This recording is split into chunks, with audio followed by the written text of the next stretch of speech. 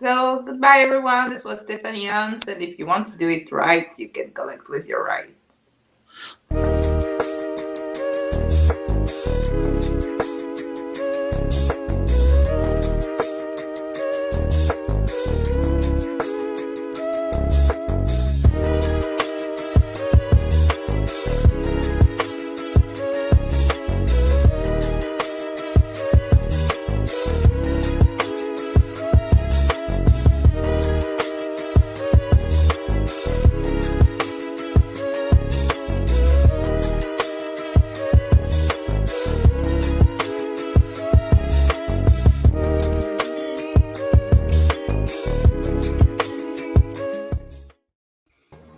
Welcome back to the Team Nerd Herd podcast, where our best advice is if you want to do it right, collect what you like.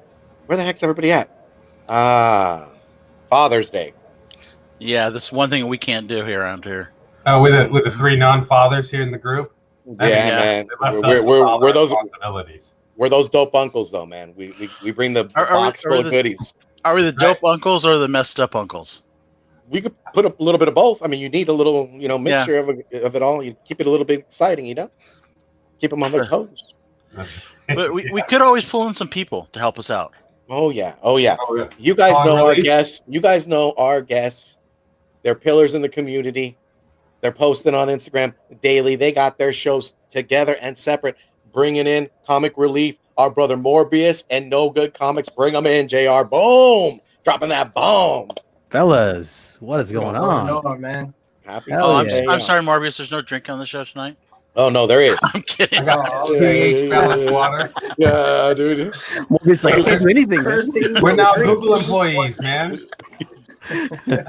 We're owned by the man no blue now. Shirts, Morbius. No blue shirts either. No blue shirts either. There goes Steve too. Oh, here, let me take this off real quick. No, keep that on, please. We got to keep the PG rating going. Yeah. All right.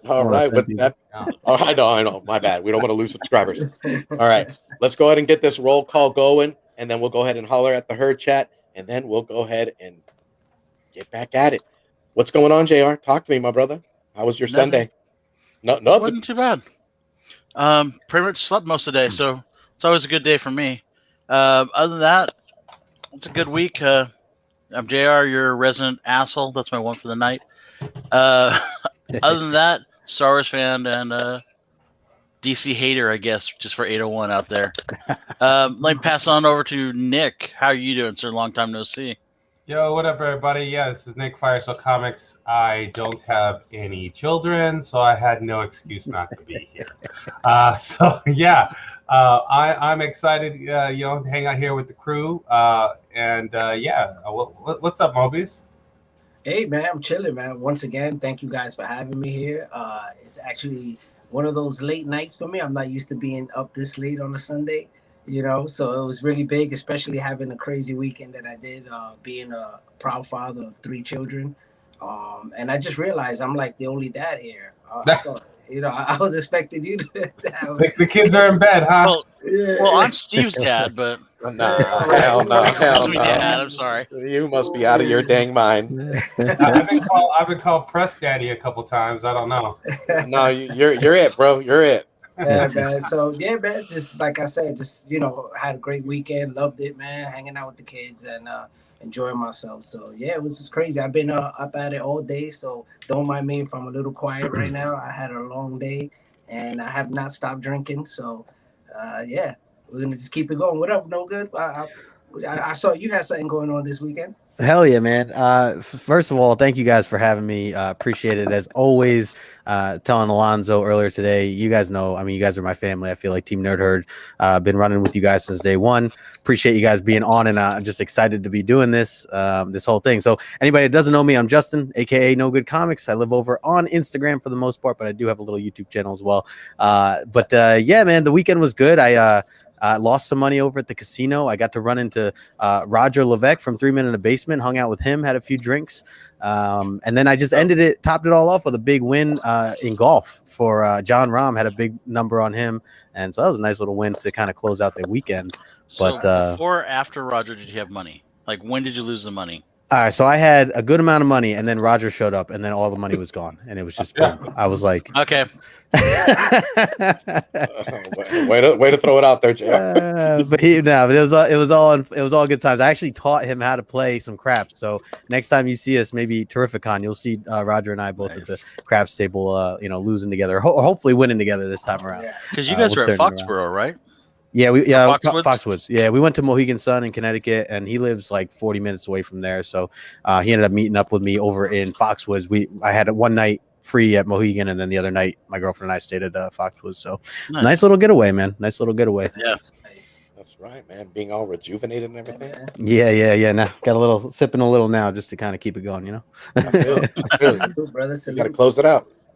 Cheers. All right. Cool. You want to have the chat, sir? Yeah, let's go ahead in the chat. But what's going on? It's your boy Steve, aka Hip Hop Cindy _comics_collectibles, one show scale collector, comic book lover, and chaser of all things nostalgic. Let's go ahead and hit this. My bad, Steve. I didn't throw it up to you, brother. No, man, you were taking that sip, bro. I was like, don't worry, Justin. None of us usually do. Yeah, dude. Don't even worry, man. Don't mind me. In the corner. Poor Steve gets beat up on the most on this podcast. Yeah. All right, let's hit it. What's going on, Copy 801? My brother, what's going on? Was talking to him earlier this afternoon. If y'all didn't check his rewind with the low grades and Jose, Spidey Tumblers, and Susie, go ahead and check that out. Get you some. Comics Kings, my brother, what's cracking? Had a dope interview yesterday. Go ahead and check his rewind out as well. Much love to you. All right, Something Wong. Something right is going to happen tonight. What's going on, my brother? Thank you for joining us. He is our moderator to the Team Nerd Hurt, so he is our brother full-fledged.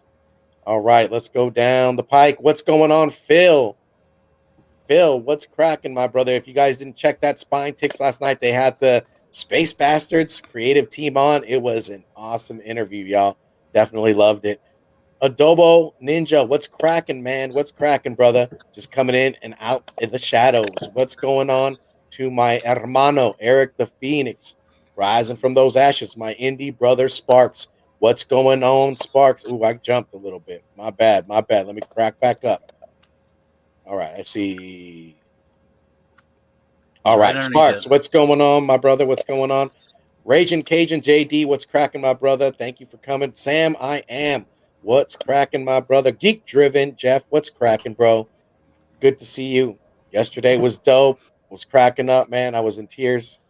Joker, yeah, boy. What's going on? If you guys missed East Meets West and Coffee and Comics, go ahead and check those rewinds. That hip hop segment, dude, on Nas' album, man, was sick. Man, it was a great way to start Saturday morning, y'all. Don't forget. Mark your calendars.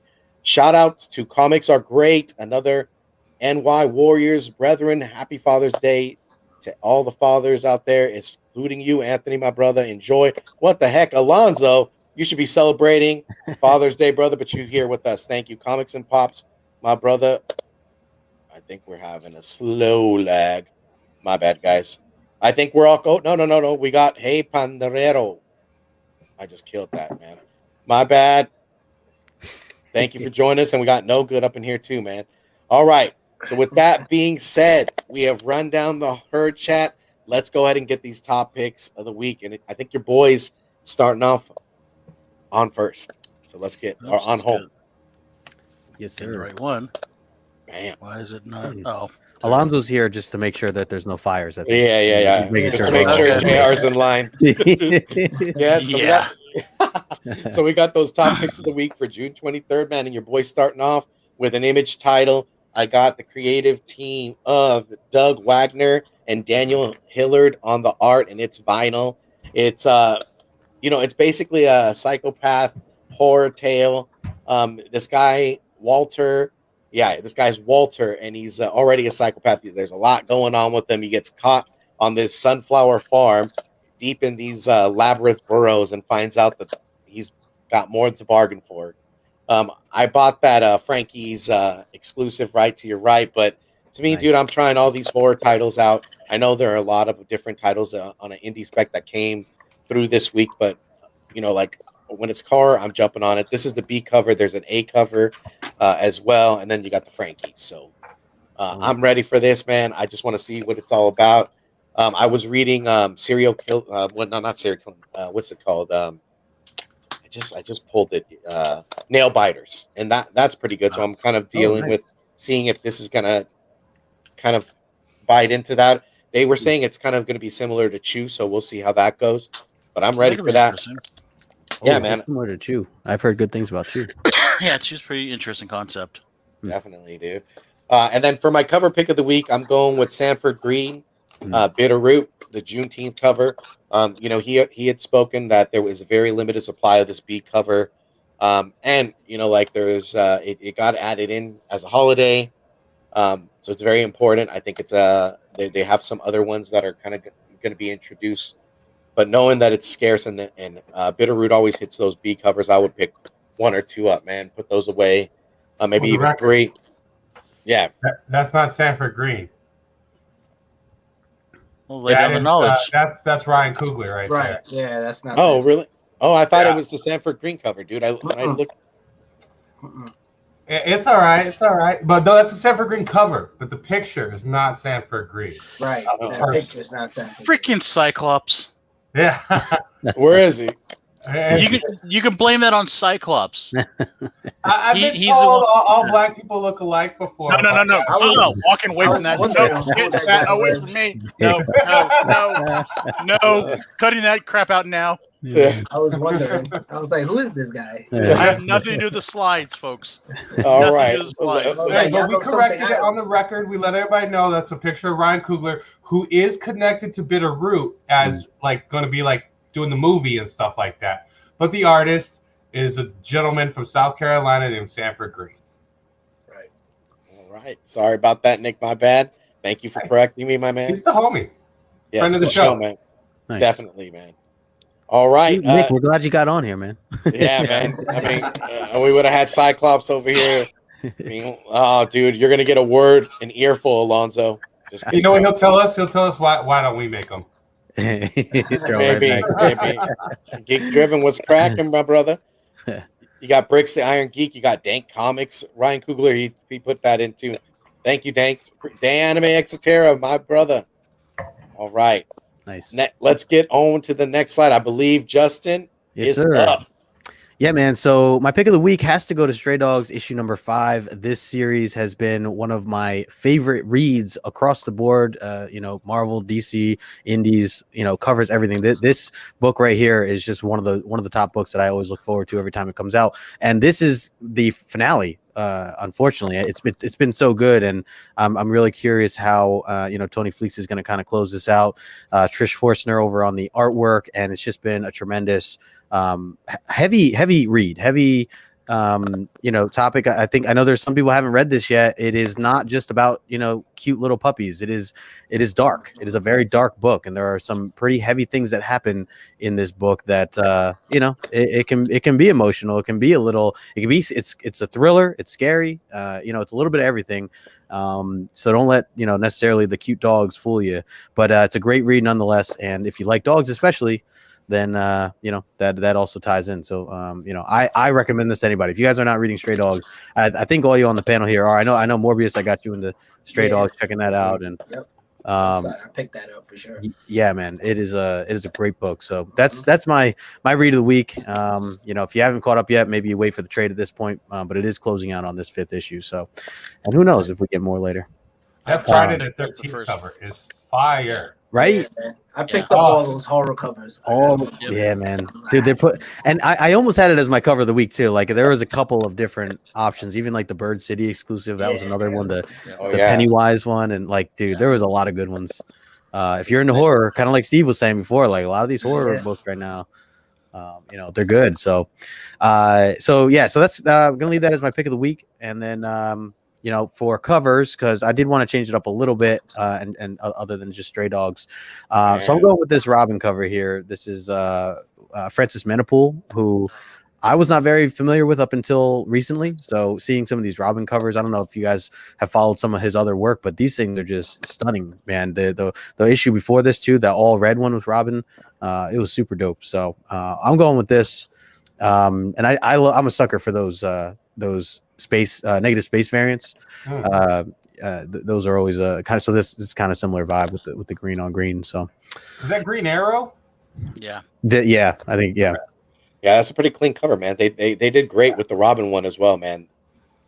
Yeah, and and I should add too, the actual book itself is really good. I mean, Robin's been pretty good so far, and I'm new to Robin, or I'm new to just Damian Wayne in general, but this has been really good so far. So it's a good read and a dope cover B coming out. So yeah. So I'll kick it over to we got next. We got JR.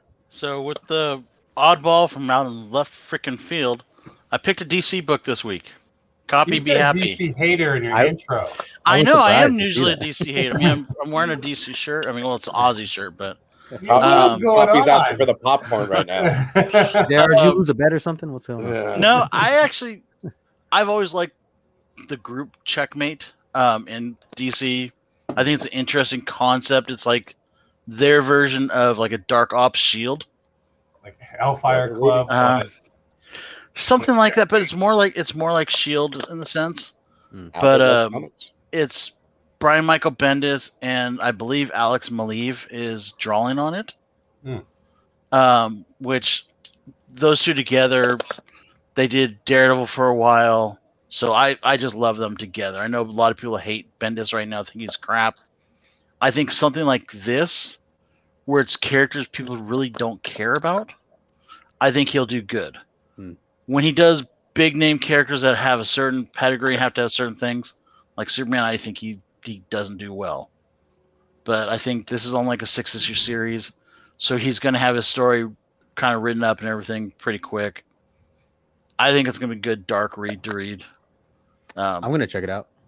Yeah, I mean, in the past, Greg Rucka has written Checkmate. It's always a good book. Yeah, I'm not too familiar with the Checkmate besides like a little bit of like exposure in like a DC card game I used to play. But they always had some cool designs, like the Rook people, and like everyone has like Bishop people. Everyone has like their own rankings and knights and stuff like that. That's kind of why I thought they were kind of like the DC equivalent of the Hellfire Club. But it's super interesting you're calling them like a Shield or a Hydra. Well, they're not a bad guy group. That's why. They're not bad guys. Okay. They're not bad guys. Because they're kind of like the CIA or the boogeymen, where they're just that really dark ops group that they're not running around cleaning up people on the street. They're like trying to stop like the World Trade Center from being blown up. That type of stuff. Got it. So the big picture stuff. Yeah. You got Copy over here saying, "Yo, let's get a video on this book." Hey, I'll do it. Me and JR. You guys might see round 2. Masterpiece making Tim Stacy is in the building. What's cracking, brother? What up, Tim? So that's my pick of the week. Now I threw it down to Morbius this week because I know Morbius, I love you, but you're not into new stuff, and I told you have to come with something fresh. So what you got for me, sir? Well, I hope this is fresh. It's fresh for me. Fresh. You know what I mean? And I'm a back issue kind of guy, and I wanted to keep it with the horror, because I always love that old school horror. I love that ink, panels. I'm just big on it. So, and I'm big on these vampire tales. So this is actually, this one came out in 1973. This is actually third appearance of Satana. And this, to me, just alone, this cover is beautiful. It's a Jerry Conway cover. It's just illustrated so beautifully, and the inside artwork, you got Luis Dominguez. So, I mean, it's just beautiful artwork. I mean, you got 11 stories in it. If you're really into that vintage horror, 70s type of stories, it's not really, how can I say, it's not like how it is today where you have so much more, you just have a lot more in-depth storyline to the stories nowadays, where they have a lot more to add to the story. These are just one-off stories where they don't really, but they are fun. It's more nostalgic in a way for me, so it reminds me of my childhood. And you guys know I'm not really big on collecting current issues as much as I am, continuing my back issue collection. So I just love this book. And of course you got Morbius on there. I mean, how can you go wrong, with Morbius on the cover? So definitely would suggest this book for anyone who's really into wanting to dig into some old school stuff and check out some of those ink panels, interior artwork. That is just phenomenal to me because it just shows so much detail in the artwork, you know.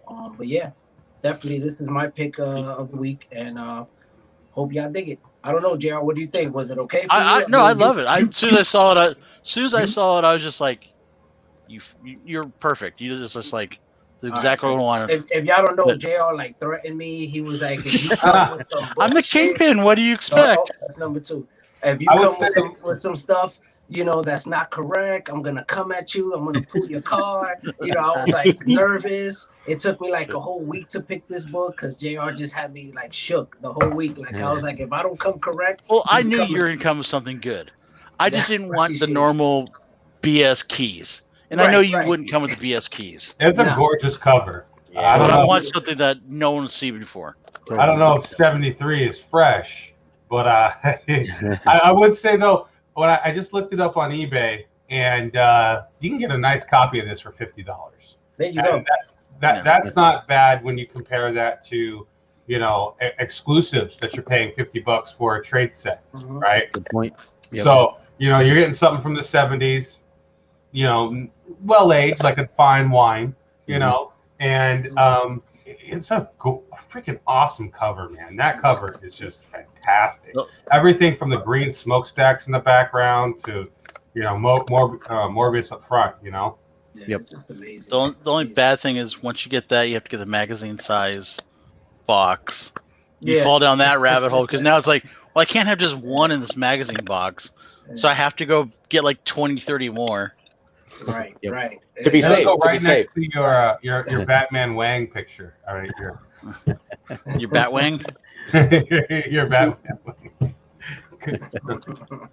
We all had to buy a box for that book. We all did. It sure did. Yeah. But, yeah, guys. Happy Father's Day, Hood Rat. Man. Yeah. So who's up next? Nice. Good pick. Good pick. Thanks, guys. We got Captain Obvious in that That next Captain Obvious, y'all. I mean, we got to go with Spawn Universe, man, and there's a lot of steam. This is going to be a title that's starting up. I would pick it up. Gunslinger, dude. Gunslinger covers always for me, dude. What do you guys think about this? Loving it, man. I can't wait. I know Justin's not a big fan of Spawn, but So I've just never explored Spawn. I have nothing against Spawn. I've never really read anything earlier, and I'm definitely gonna jump on board. I mean, yeah, like you guys are saying, and I've heard other people too. Like if there is ever a time to kind of jump in, maybe right now is the time. Right. So the artwork looks awesome. You've seen the movie, right? No, I haven't. Oh wow. All right, Oh, so just, I'm which gonna give one you is the worst analogy of Spawn ever. Okay. Right. He's Batman with a Green Lantern cape. Right. Oh, what? But Okay. you gotta watch it. You gotta watch it. You have to watch it. I'll go back and Somebody watch only it. kill me in the chat for calling it that, but I did it on purpose. But you get the idea. Totally. But he also can't die either. Totally. Sure. Okay. Yeah. Okay. Yeah, it's also true. Well, also there's a lot of different creators that are kind of tied into this, right? As I know that he initially announced, Todd McFarlane announced, had that big announcement of all those other creators. So I think that's another thing that kind of piqued my interest, at least, giving it a shot. But that's it. Sounds interesting, man. Sounds interesting. Oh, Yeah, yeah. definitely. You got Sparks over here throwing his indie fire, and I would agree that M and F's. Definitely, it was a successful animated movie that they released. I think sometime last year before COVID, and it did pretty good in the box office as well. So, nice. So the hook on this book is that there's a Spawn in this book, a new Spawn of some sort. Is the girl Spawn a thing already, or is Viking Spawn a thing already? Viking Spawn is a thing already. Yeah. We know the gunslinger is a thing, but has that girl Spawn, the Campbell cover, ever been shown before? I don't think so. So I think that could be an introduction to her. But they're gonna have stories. It's like a brand new series into the Spawn universe. So, I mean, you already how many issues that were there? Like over 3. I think they closed out. Not even closed out, but they were at 310 or something if I last remember. Yeah, so this 319, I think they've. Yeah. That's where I'm at. So. Damn. So she's Spawn, huh? Yeah. It's a dope cover, man. That's a terrible name though. They're like, oh, you know, like we're just gonna call her She Spawn, just like your Stan Lee just gave up. You're like She-Hulk, She-Thing, She-Venom. Todd McFarlane She-Venom. was never known for great character names. You know what I mean? He's in that boardroom. He's like, guys, I got an idea. Yeah. And he's like, what do you guys think of? And they're all looking all She Spawn. Yeah. Imagine that. They're like, Imagine being a fly. They- then they Imagine look at each being other a fly on the wall. And they instantly cross out Spawn Woman that they had right there on the whiteboard. They're like, oh, well, this idea was terrible. Way better idea. Way better. Shouldn't it be like Spawn Person though? The Spawn girls. I'm just doing all this, Spider Woman. Well, you can't do the female thing though anymore. It has to be like Spawn Person. Well, Otherwise, it's sexist. She-Thing. She-Thing is a thing. all I know, dude, is she's cocked and loaded, man, ready to Hell fire. Yeah. You know what I mean? Bam. Hey, yeah, that's one thing about Spawn. He'll make a bunch of guns out of his cape. Whoop. Yep, cape guns. Damn. Awesome. And they have knives all over them. They look cool. Like an amplified Batman. That's interesting. Yeah, All right, powered anything- up to the nines. Anything else on this, gentlemen? No, I think that's it for that. Yeah, I think that's it, man. All right. Now we're gonna move over to catching up with the herd. Much wait a love sec. to John There you go. Lover for that $5 super chat. Hey. Let's go and hit him with a band. Oh, let's go and hit him with a brand. Let's go. Give me a sec here.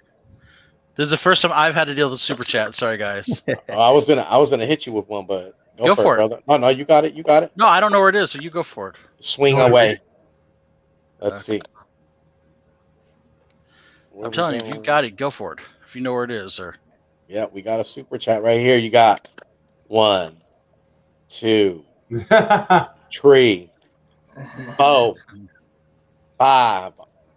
Much love. Let's go ahead and get into that. Catching up with the herd. Let's catch them up, Nice. y'all.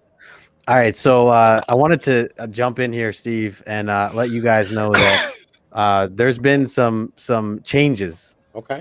some surprises going on here. So, no, jeez. me and Morb come rolling in here. We had some things up our sleeves. We'll just put it like Fucking that. Alonzo. So, Oh man, that's it, man. it's You kept Steve, us on our toes. everything that you had expected out the door. All right. Let's roll. And this is Doesn't good shock because Nick is on here too. So here he's with us. So this will be a good mixture here, all you guys. So There we go. I'm the question mark. I'll be the there, wild there you card. go. Yeah, he's gonna play the devil's advocate, man. Watch Yeah. Nick. I will. Watch We it got now. plenty of devil advocate in this room. There you go. All right, Excellent. so first thing we'll dive into is Spider-Man: No Way Home. What do you guys think of the glitch? What do you think it means? Yeah. I mean, and So what they do? They showed the title card and the title card glitched. yeah, Yeah. basically, yep. Okay. I mean, it's got to mean some Spider-Verse-y stuff, right? Like, Yeah. I mean, that's the obvious thing right off the board. Yeah. Yeah, I Are mean, we that's all getting things. Toby back? Oh my God, Toby! Oh, Yeah, I mean, dude, that that's would be interesting. great. You'll get Andrew Garfield as well. Yeah, I could do with it without him, man. But Okay. as long as Toby's coming back, they were, that was my movie, man. I remember getting out of high school. I got a speeding ticket on the way to go to see that movie. I was late, and I was even later because I got a ticket, but it was amazing. I think I saw the movie 3 or 4 times in theaters, the first Spider-Man movie. Yo, Nick framed that speeding ticket on his wall along with the Spider-Man ticket. Right? I cursed it out. I hate that. like They you just- would do in concerts. if it is Toby though, they need to just open the movie with him going through the Twin Towers. That old scene that you can't find anymore. Mm. It would be. Wouldn't that be sick if it opened up with Toby instead of like, the new guy? That just like pick up where he left off. Like, and it's like that's the first 15 minutes of the movie. I might start crying. Dude, that would be insane. Yo, There's so many directions they could go with this. I think my man Phil's onto something too, and I would agree, man. Like if they really wanted to open the bar and like leave you with a oh-ish moment, like at the very end, you're gonna bring in Miles. Yep. You'll have casting. That'll be that mic drop and the bomb that like shorts everybody out, because I mean you got a successful animated film. Why not make it live action and really drop the bomb and really set it off? And I think Marvel, can do it. You never know, dude. Well, Shout when outs does to that Dave happen? Flex. Does that BLCC. it doesn't in my opinion, it doesn't happen throughout the main movie. It'll Miles be is the a cutscene. post credit. Yeah, that's something what, like that's, that, ex- because that's what I'm very you saying. gotta focus on Toby and Andrew and that Peter connection, right? Miles would just muck all that up, but it's gonna be like, Or- hey guys, stick around for more next time, Yeah. Or they could have the big fight scene and it's a whole standstill, and Miles comes in and be his counterweight, like just all of a sudden just shows up in it. He's like, I am Deus Ex Machina, and he just like kicks somebody in the face. Chimbo. Or he flips that last switch they couldn't get to or something. So here's a good question from the panel. Who do you think they cast as Miles? Ooh. Dude, I kind of want it to be somebody we have no idea, like someone brand new. Oh, yeah. That's kind of where I'm leaning. Somebody new, man. I think somebody new would be great, but that kid from Stranger Things has been awfully quiet, hasn't he? Yeah. He's been awfully quiet and just missing for a long time. Oh, dude, that would be crazy, man. Well, they're Nick, supposed to be working on the last season of that. Oh, Nick, really? you're on to something, bro. But you notice we haven't seen him in anything else. Yeah. Like we see the other kids in everything. True. It's almost like they have him tied up somewhere, and they're just like, "You can't go out no more. You're now Marvel." Dude, that would be epic, dude. Towards the very end, dude, have that end credit. That's when you guys look at each other because you're waiting there. You're just like, "Yep, I'm gonna buy another ticket for tomorrow." Straight up. Yep. That'll be awesome. You think that there is any other Spidey people? Because we're all kind of in agreement that the three Peters that we all know and grew up on and Miles are high probabilities. Do you think that there's a live action Gwen in the works? That book has exploded in the last year. It lagged behind Miles's book for the longest time, and now they're almost the same price again. Both at $1,000. It would make sense because them pushing to do diversification. It makes sense for her and Silk to be front runners for a female-driven Spider-Verse book. You got your man Bricks the Iron Geek saying that he was casted in a Netflix movie most recently, and he was on Netflix. So he hasn't just disappeared. Yeah, but dude, Nick, that would be a perfect casting role. I could see him as Miles and just freaking flying through the air. Well, he pushed for the role, and they really like guys who are pushing for the role. Like the dude that's playing Shang-Chi tweeted out, "I want to play Shang-Chi," and next thing you know, he's playing the role. It's like boom. Yeah. Got to be a go-getter for sure, man. That would be dope. He's a young kid too. He could fill that role for a long time, and could see it for sure. I would like it though if they pick somebody with Black and Latino heritage. Just be as true as you could. Oh, totally. To the comics. Yeah. And I think that would have to come from somebody new. Yeah, agreed. Yeah. Yep. For sure. All right. I'm excited for sure. I'm excited about this movie, man. I think this is going to be the best Phase 4 movie, especially for a Spiderhead like me. This is oh gosh, this is the stuff that dreams are made of that you never thought in your wildest dreams that we would have happen. But then who would know that superhero movies would be as big as they are? Yeah. Maybe I wrote a report on it in 7th grade, but that's something else. Do you think we might get someone making a joke for Ben Reilly? When they introduce themselves, to say I'm Peter Parker or something, and they go to somewhere, and they obviously can't all say, "Hey, I'm Peter Parker," when they're trying to talk to people. One of them says, "Hey, my name's Ben Reilly." I think if they just throw away like dropped that, Jackal hints, I'd freak out. I freak the funk out. We want funk. Yeah. Dude, Nick, I'm gonna start using that. No more F-bombs, just the funk bombs, bro. It's all the funk. There Bring the funk. Yeah, we ain't bringing that. save it for punch. Morbius and I. Hey, you guys got him in the chamber. I mean, I think you'd have to if you bring in a Ben Reilly reference or something like that without a Jackal reference, it would seem kind of out of place for me. I think if you're gonna hint at the Clone Saga, you have to hint at the catalyst for that. And not that I would be sad at a Ben Reilly reference. I'd be like, well, Scarlet Spider's a thing. It's real. It's going to happen. But you just show me that the Jackal's real and it's going to happen. I know Ben Reilly's wrong. Well, I'm just thinking in general of just a little Easter egg for the hardcore Spider-Man fans that know who Ben Reilly is. They don't necessarily have to bring in a Ben Reilly and do the whole clone saga. Something subtle. Right. But just say, because at some point they're going to have, if there's 3 Peter Parkers, 2 of them are going to have to take different names. Because, they can't all be Peter Parker. Right. It wouldn't be great if this led into the clone saga. There's someone who's the Jackal who sees 3 Peter Parkers and then goes, ding. Right. Right. That makes sense. Yeah. Yeah. Could definitely go that route. What if we get some crazy, do you guys think we're gonna get any different spider suit stuff? The armored suit, the big time suit. We got the armored suit. Oh, dude, big time Spider-Man. No, we got the Iron Spider suit. I'm talking about the '90s armored big suit. time. Oh, That's, dude. yeah, with the neon stripes, that would be crazy. The neon green. Right, that'd be good on screen too. Sick, bro. Yeah. That suit was on fire. Or the white and black. Oh, Future Foundation. Future, yep, exactly. You're seeing Hasbro, dude, rubbing their hands together like Hell we got yeah, these that's Spider-Man butts That's that we like can marketing repaint, fucking scheme. and they're the best butts, man. Hell You're yeah. gonna buy them. Good Oh, God. shoot, you got Disney going, hey, we can come out with more Spider-Bot shells for their Spider-Bots are selling right now. So, okay, that's interesting.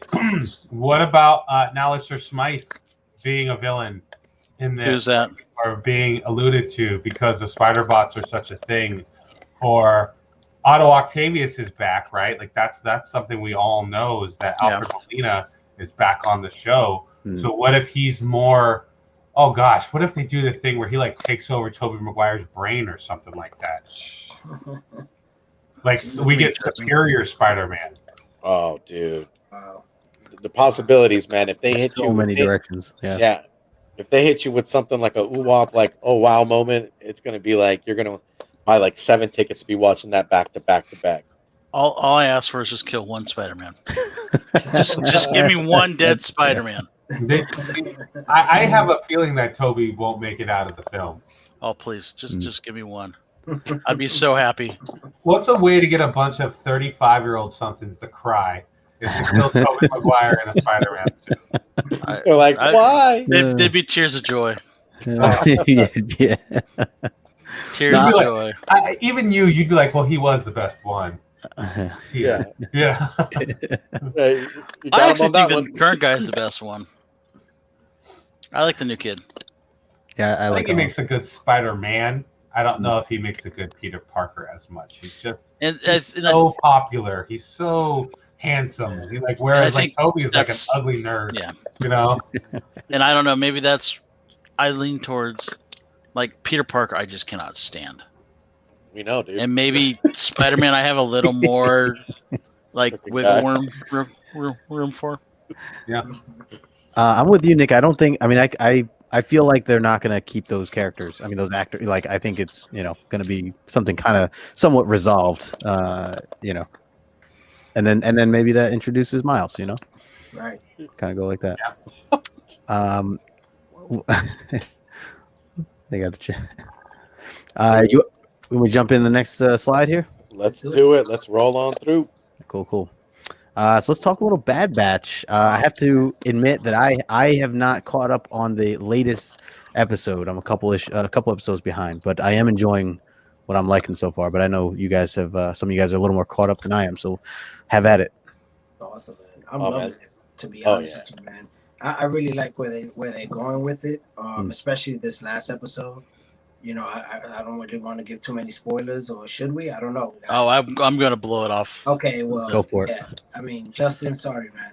No, go for it. You're good. I signed up for this. Just the whole setup that they had, because throughout this show, they are the Bad Batch. We understand that. We understand their history, as reject, per se, clone troopers, clone soldiers, and but it gives you start to get more of a sensibility of like this, like they're human at the end of the day. They have values. They start to they have moral standards, and that are outside of that stormtrooper, clone trooper type mentality of just and it shows that cohesiveness with them, and then with the obviously with the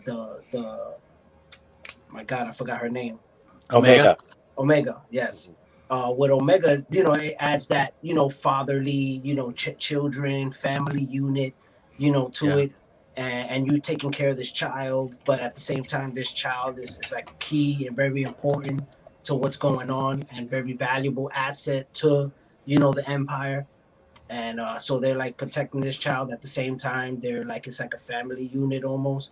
And just this last episode where, when they brought Bane in, and it was just like, it was so dope, because it just brought it right back, to the show. It brought it back to Rebels, and it just like it just ties a lot of stuff in. So I thought it was really dope, man. I'm really digging the show, man, for real. I really like the way they're going with it. It was so dope, man. See, I enjoyed the fact early on, like you start out with, I forget the big guy's name, Crusher, was teaching the kid how to disarm a bomb, and he basically is like, okay, this is how you do it. Now it's your turn. Go ahead and do it. And you got 2 minutes. And the kid's like, you're kidding, right? And kid ends up failing, but Crusher just kind of laughs at him and goes, oh, it was just a smoke bomb. And it's just cool to see stuff like that where you can see like it's a big brother, little sister type thing between those two. Yeah. A lot of people I see they're saying like Crusher's become their favorite character of the show. Yeah. Because he's got a lot of personality. You can tell he's the heart of the team. Which makes me sad because I know like 3 seasons down the road he's going to be the one that dies. But I could just see like they're building her little by little. She's learning. Yeah. I mean, I haven't watched this show yet, but like the Omega chick you're talking about reminds me of like the princess in the Never Ending Story with that like head dangling thing that she's got on there. Right. I don't know. I know Cad Bane's in it though. You guys spoiled that for me. Yeah. He's in like the last 15 seconds. Yeah. It's really cool. You won't miss him, bro. So it's in the last 15 seconds of the finale? Well, it's not even the finale. It's like the mid-season. Yeah. There's 16 episodes, I guess. Yeah. Got it. But I mean, the whole episode with them just running around, trying to get the stuff out, and dude, what about the point showdown? capture the ordnance. That showdown was dope too. 3 clones and a baby. That's it, dude. That was it. Geek Driggin hit it with the 3 clones and a baby. That was it. It was sick, man. I love the towards the ending, man. I mean, they're always like a couple steps forward. You had Crosshair up in there too. I mean, it was an awesome episode. I dug it. I can't wait. I still like Crosshair. Me too, dude. Me too. I mean, he's dope, man. He's exactly what they told him to do, man. He's just trying to follow orders and get it done. And just the showdown with the team, dude, it's freaking amazing. They're just always one step further and always thinking, dude. It was just amazing. It was a good episode, dude. Is this 7 or 8? Like this, like I think this was 8. Oh, yeah, this was 8, I believe. Wow. Okay. I feel like he won't be a good like live action character. Like he's just too weird looking. Like it's not like put him in a dog suit, it's good to go. He's got like this whole face muzzle thing. Like it's a lot of stuff in the face, and I just don't know how that's going to translate. It all depends on who. You have to get someone that's a really good, able to deliver lines with their eyes and their body. You know what I mean? You need Doug Jones. Yeah. 8 episodes left, y'all. Ooh. Damn. Ooh. Man, that's gonna go fast, dude. And then we got Loki too in the mix. Hey, man. Time flies, man. Hell yeah. So what else we got in this mess? All right, so I think we have. Oh yeah, we have a little verses here that we have thrown in here. Ooh. Here we go. Between Jedi and Sith specifically. Yeah. Oh, Oh, Ooh. Kind of a where do you stand If you want, Sorry, Morbius are going down. I'll I throw. thought we were going literal, like this fight right here. No, don't no. think it's I mean, a you could. contest. I mean, you- if you want to go that route, You could. go that route. You could go that route. But if you were choosing, what side you were on, or what That's you an I prefer. think I'm post going Jedi, bro. Mandalorian now, you have to say Luke is the most bad A dude out there with Nice. wielding a lightsaber, man. Like, Oh, yeah. 100%, dude. So You know- let's just. I mean, me Yeah, being I'll take a- Luke in this fight too. me being a Sith lover, you know what I mean? Of course, I would pick, Darth Maul if it was like, Sith versus Jedi. But if this was an actual fight between these two characters, I would have to say, of course, Luke is the skilled fighter or the better fighter over Darth Maul. As far as at this level, the game where Luke is, if this Luke right here, Return of the Jedi Luke, going with Darth Maul. Like, yeah, I would have to go with Luke. I'm sorry, JR. I mean, I would. No, I would go with Luke in this one. Yeah, I would go with Luke, man. But if it's a, Maul, like I Maul said, lost to Liam Neeson. yeah, if it's Jedi Sith, I'll go Sith. But as far as this fight right here, Luke all day, man. man, I think man, you think about how thankful I am to Lucas Films right now for giving us that little bit of Mandalorian. Just a little bit allowed all of us to have that confirmation of, oh yeah, Jedi Knight Luke was, the truth. Whereas He was we not always messing around. kind of wondered because he was just so casual, so cool in Jabba's palace, and then did like a jump kick and stuff like that, and that was enough. we're like, okay, this is supposed to be enough for you guys to know that he's super Jedi now. And then we had like the Phantom Menace, and like these guys are doing literally ballerina effects and stuff like that. We're like, how was he supposed to keep up with them? And then the Mandalorian and Filoni, thank you Filoni, gave us what we needed. Hell yeah. Yeah, well said. Needed that validation, man. Just a preview point. Also, several of us are going to Baltimore Con, so I'm setting up to get a sketch done by someone there. And I said, hey, you can do Luke or you can do these other people. And I was like, but I want like Jedi Knight Luke. And so the guy's like, well, are you talking about like with the little white showing that he's a good guy, or are you talking about the Mandalorian scene where he's got the full cape and everything? And I was like, and he's like, the cape would be fun to do. And I was like, you got it. Do it with the cape and everything. But I mean, that just shows you how much of a change that Mandalorian scene made. It was an impact for Luke's character-wise. Yeah. Totally, dude. But I'm just curious, how many Siths do we have here? Like, raise your hand if you claim Sith. Okay. So it's 2 versus 3. Okay. Yep.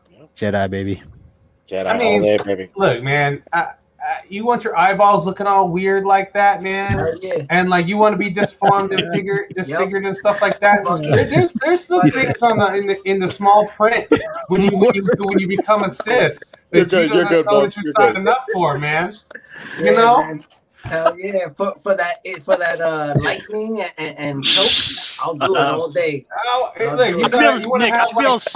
You would have like bulldog face, like pug face, like that's that. But Nick, Nick, I could sit here and just go Nick and just choke you like that, and you just go. Luke could force crush too, man. Even though he's not supposed to, right? It's I pick gray Jedi. I pick gray, and I don't look no freaky way. And you know what? I'm beautiful. Beautiful. I got long, flowing hair. That's right, man. And you got a nice lightsaber, dude. That's it. Green, gray, purple, whatever, man. He's a special case. We're talking overall, general. Let's not be all specific. You know what I mean? To try to be cute. Nah, forget that. Yeah, shot. You didn't know JR's the a-hole. Steve's the funny guy. I'm the cute one. That's it, man. You float like a butterfly, bro. You float like a butterfly, like Muhammad Ali, bro. Hell yeah. You know what I mean? What else we got here? Let's see. Let's jump into the next one. We got. I'm talking a little bit about some Loki here. Oh my eyes! Earmuffs. Earmuffs for Nick. Oh yeah, I didn't even think about the viewer. Sorry about it. So I'm good. I'm here now. You know what? I you can't be on YouTube or the internet without seeing that spoiler right there. I mean, It's So do you certainly want out to take your headphones out now, Nick? No, I'm good. I'm good. I'm gonna Yeah, watch okay. it anyways. there. Yeah. Dope. What you think, guys? Man, this was awesome. I'm loving it. I'm loving it. I fell asleep through half of it, so I got to finish. But from what I Man, was seeing, man, it was dope. I'm loving it. I'm like, So I feel like, you know, and I know we were talking a little bit backstage about this before we went live.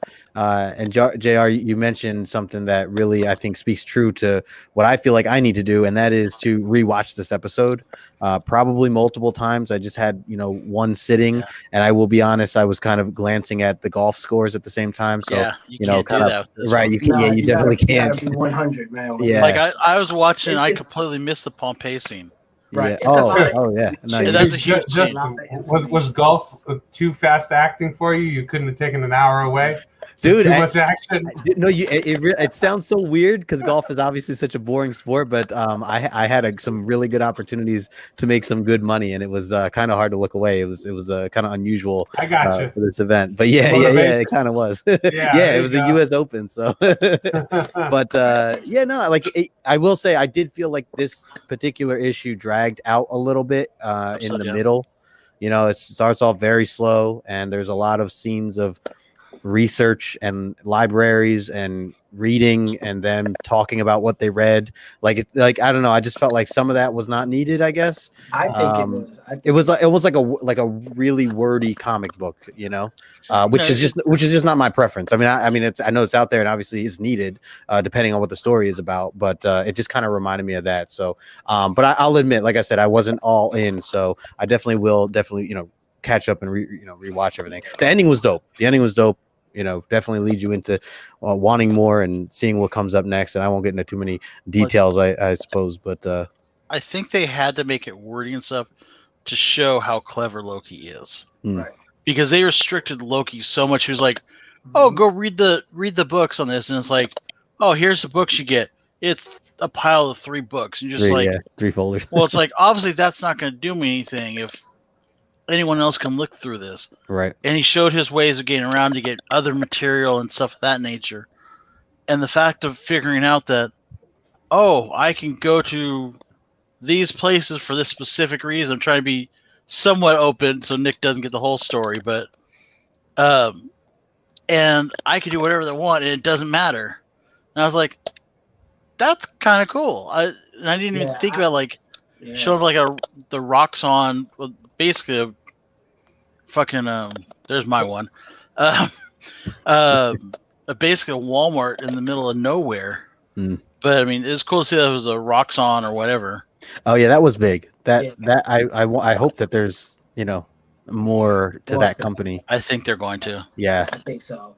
You know, but I thought that information was important, you know, because it's so much going on when you like the way they break it down with the, you know, alternate timelines, the Nexus and all this stuff. There's a lot of information there. So I felt that helped those people who are not, you know, so comic book, those are just like new to this, you know, they needed this information for them to get more of a grasp on the story and how they got from point A to point B, you know, especially explaining, like you said, it shows Loki's importance in this, and it gave him his chance to shine and to show how he is valuable, you know, to Morbius and the whole, you know, time authority, you know, time bearing authority. Like it just showed like his value to the team, and it gave him that step up because, like you were saying, the whole time this Loki, you know, Lady Loki, she's pretty much like outdoing them, you know, on all other levels. You know what I mean? They keep calling her the superior Loki, you know, and he's like not. So this was his time right now to shine. So I felt this information was needed, you know, in that sense, you know, to not only for that aspect, but also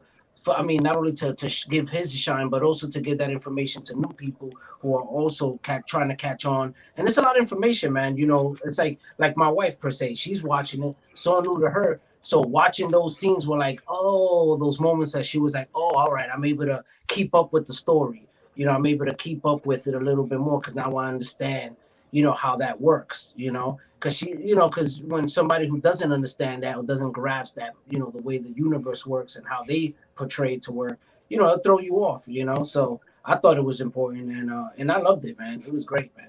Really, really enjoyed this episode. I've heard a couple people have bad, like not bad reviews, but like their main criticism, at least on the first episode, not this episode because I haven't seen it or watched any reviews on this episode, but the first episode, a lot of people said it was too wordy. And then it's interesting that Justice says this episode's also too wordy, but I love that stuff. I love all the exposition. I love giving me all the information about this is the reason why this happened and this is what, because it's filling all the gaps. I feel like this show has a lot of work to do to kind of fill gaps. fix what the Avengers Endgame did, right?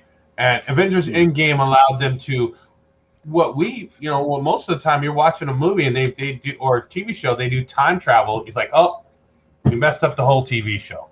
You messed up the whole movie because there's so many continuity errors at that point from the time travel that, you would almost need a whole television show just to fix everything. And I guess that's kind of what this is.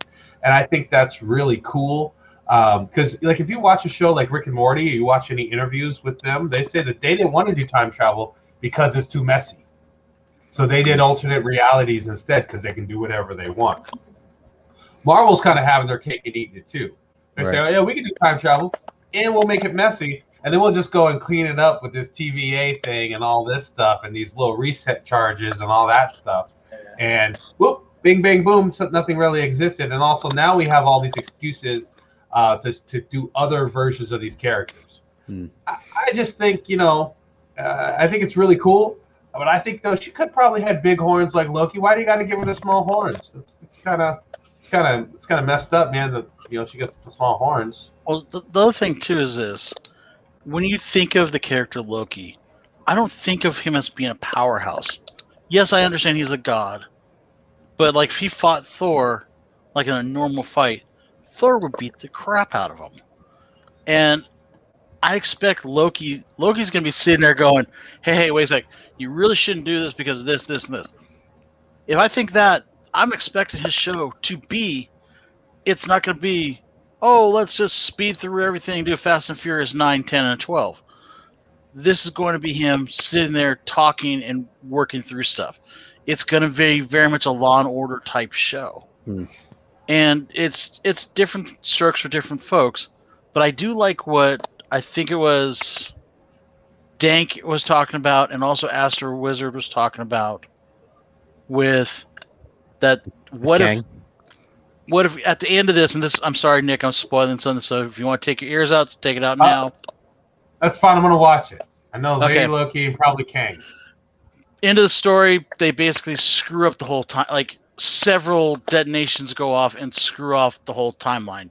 That they're trying to keep the perfect timeline. That makes sense. She's been capturing those and there's theories out there that Kang has been running this whole thing, and Dank brought up in another comment that maybe this is where we blow up the timeline, get out of Kang's control because he's got in control now, and he's actually behind the TVA, and that the next 4 episodes are going to be about us putting it back or discovering that at the end Kang wanted us to put back because it's under his control, I guess. Yep, that's what I've been hearing too. Yeah, that's something that you think about where Morbius kept talking about that other analyst. Well, she kept referring to as the other analyst. That she's not the only one. So then who's this other analyst? And who's the other guy that he keeps referring to? And so I mean, we got to keep a lookout for that too. Who's gonna be, who's this next person that's behind the scenes also working, with her and working with the timekeepers. So pretty interesting to see where that goes. So here's another little glitch. I'll call it a glitch in the system since we were kind of sticking to the theme of glitches here. But here's a little interesting question for you guys. So, and this is something we were talking about even with Alonzo of saying, is this? I think it was Nick. Or maybe it was one of you guys just said that it was, or maybe it's Morbius that said that that this was Lady Loki. But the other question is it Lady Loki, or do you think it could possibly be Enchantress? Because I know that there's been tie-ins to that as well. That's from when I was watching Comics and Coffee, they brought it up that on a different channel. I think it was in Spanish. They didn't have her name as Lady Loki. They had it as somebody else. So it's possible that it could be Enchantress. Well, they talk about enchanting others. Like they use that, kind of phrasing and terminology as well. So that also is, just something else to kind of consider. And But she I kind thought of her uses name that was power Lawfrey during the Son something, though, right? It was still Lawfrey something. But what if? Okay, so go back on the theory of Kang running everything. What if Kang put that name as Lawfrey, making us think it's Loki, but it's actually Enchantress, or she could have enchanted somebody to change that name? Well, do you know when Well. Loki got checked into TVA, it said gender was like both or something like that, or it was like fluid. His gender said fluid. It said fluid. Right? So, that's right there letting you know that there was a Lady Loki that was going to show up. Right. Yeah, right? that's why I think so. And then to switch it to Enchantress just out of the blue would be so odd. Right. I think if Enchantress shows up in anything, she's going to show up in a Thor something. But, like, what's the story? He's rocking around with the Guardians right now. I thought she was going to show up in the Hela story, and she didn't, Well, there is part of this story where different people are enchanted. They're clearly enchanted. Like she changes bodies like several times. Yeah. Well, it's not even that she Morbius was saying that there are different. Not only there are different variations physically, but also with powers. Of Loki. So when he was giving that explanation, and you saw the little holograms of him showing all these different versions of Loki, variants of him, variants. He also said that they have different powers, and then that's when Loki was able to shine once again and break down the difference between illusion and the other I forgot off the top of my head. Yeah. But this once again, so who's to say that this isn't Lady Loki, but she has these different powers. So some are still related to Loki's main characteristic powers list, but then you have different variant powers where you have this one here, which is very similar to Enchantress, but at the same time, it's still Lady Loki because of what we were already set up to believe that they may have different powers. That's where, that's why I still keep saying might be Lady Loki, and also her age. She seems older, and that's another reason why I'm like sticking going more with Lady Loki, and but you feel like Enchantress would probably be younger, right? Younger than that. I don't think that she'll be that old. Looking, she'll be a lot more younger, and See, I'm hoping it's Enchantress just for some fact. I love that look of Lady Loki. Off, man. Just throw things off. I don't see the reason why it would be Enchantress. Like I don't. Enchantress has been a love interest of Thor for a while, and it just doesn't make sense. Doesn't right? I don't see why she would be messing with Loki. If it would have been Thor in this situation, I could see it. You know what I mean? Because that's what she's done in the past with Thor. But as far as Loki, I don't see that. I don't see it at all.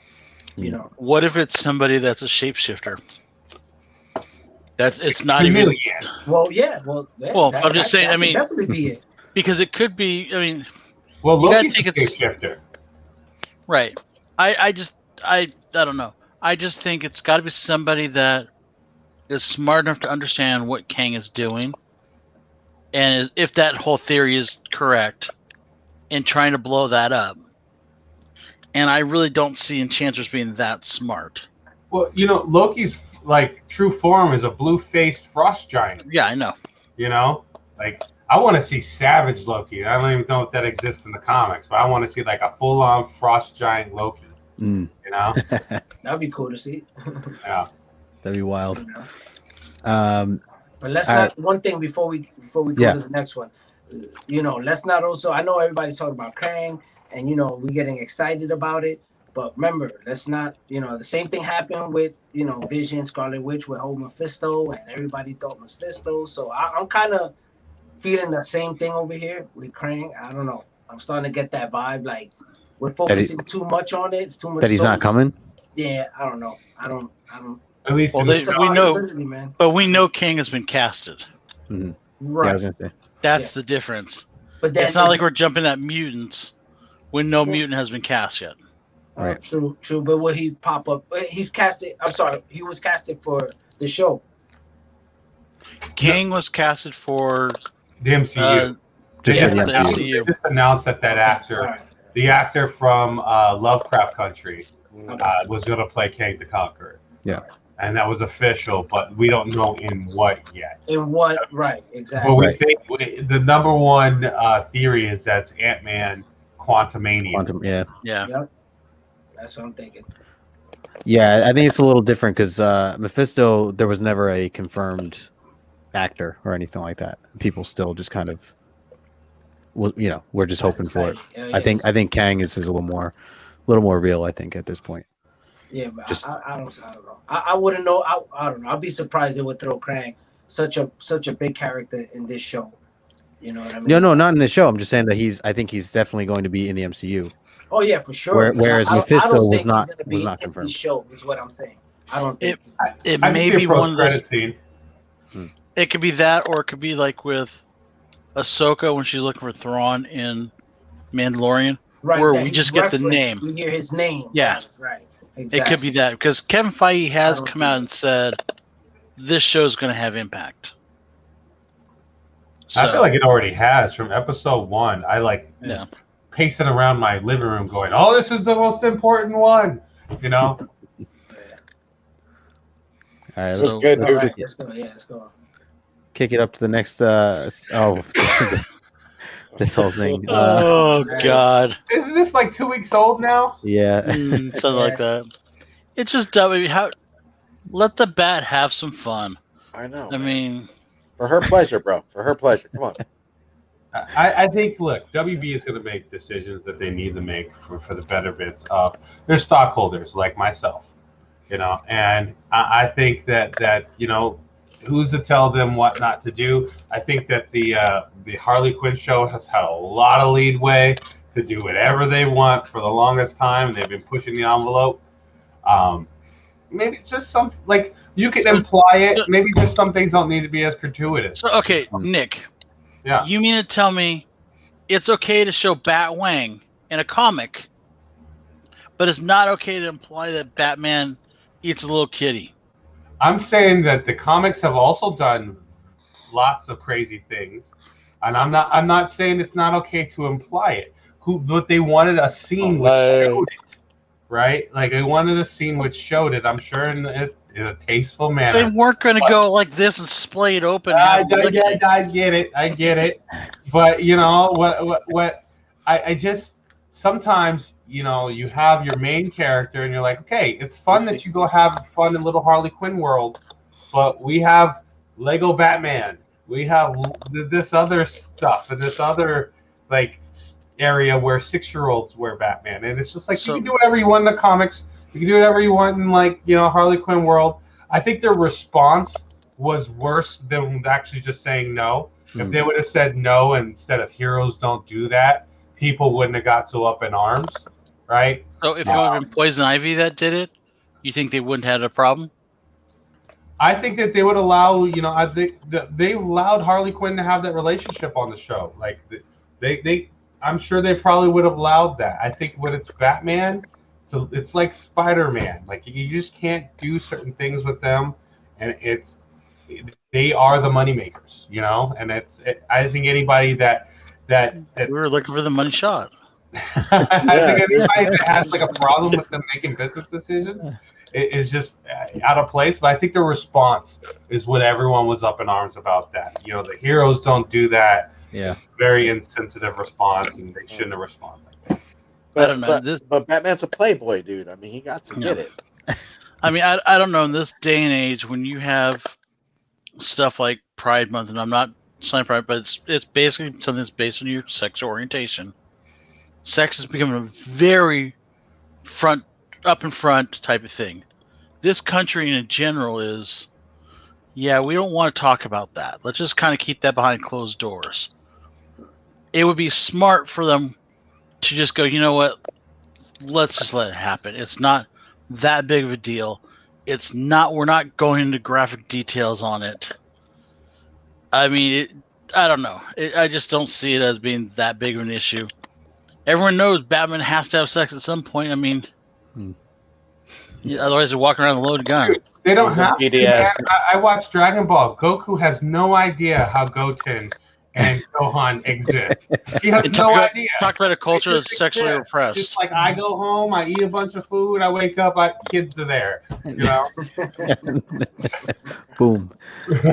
Here's a different kind of angle at this because we had kind of two slides here, but as kind of a versus, how who do you guys think are the better couple or the better lovers or however you want to answer that. Either way.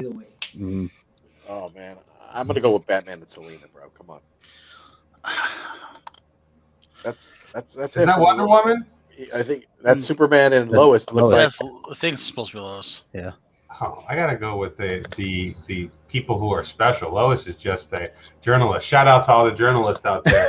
But you're in a world of gods, and Superman or Batman and Selena get pretty close.